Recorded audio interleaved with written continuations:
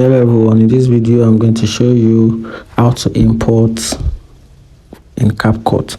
So for you to do that, you have to open your Capcut on your phone, then you tap on this option called new project.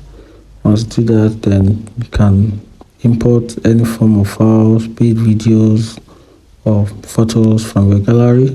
Let's say I'm going to import this, I'm going to tap at it, then this also, then this or this. Okay, let's say this, then I'm going to tap out add. That's good. You can see